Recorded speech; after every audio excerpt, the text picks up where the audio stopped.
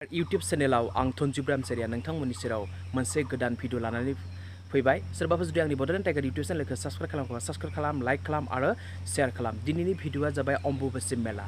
गुवाहाटीयाव थानाय जा कामाख्या मन्दिर, बे कामाख्या मन्दिरनि मेन गेटआ दिनै बन्द जागोन आरो दिनै हराव बन्द जागोन आरो 26 खालार खालि बे गाहाय दरखंखौ खुलिनानै होफिननाय जागोन।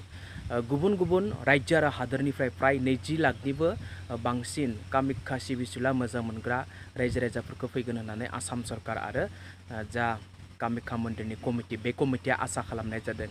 कामाख्या मन्दिरनि गेटनिफ्राय मेन गेटनिफ्राय मन्दिरसिम थांनायालागै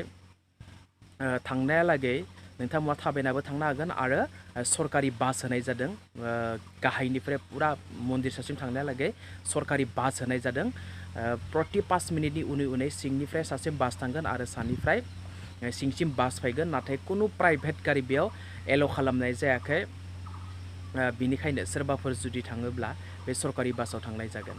जोबोर मोनसे गिदिर मेला, नेशनेल लेभेलाव मिन्थिजानाय, इन्टारनेशनेल लेभेलाव मिन्थिजानाय बे जोंनि अम्बुबाची मेलाया गोबाङानो गावनि जा गोसोनि साननाय बेफोर साननायखौ जाफुंथों होननानै बे कामाख्या मन्दिराव थांनाय जायो। वेस्ट बेंगलनिफ्राय गोबां भक्तफोरा बेयाव फैनाय जायो। बांसिन वेस्ट बेंगलनिफ्राय फैयो होननानै बुंनाय जागोन। बेंगलिफ्रा कामाख्या मन्दिरखौ गोबां मानियो, जोंनि बर'फोराबो मानियो, थाङो, गोबाङानो थाङो, नाथाय बयनिख्रुइबो बेंगलिफ्रा बांसिन थायो।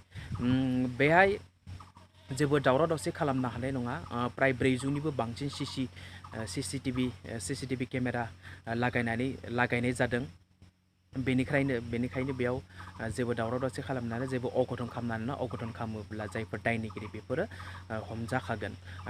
जायगायै पुलिस लाखिनाय जादों, साफा खालामग्रा मानसि बेयाव लाखिनाय जादों, गोबां सिकिउरिटि टाइट दोङो, बेनिखायनो जेबो गिनांगौ गैया।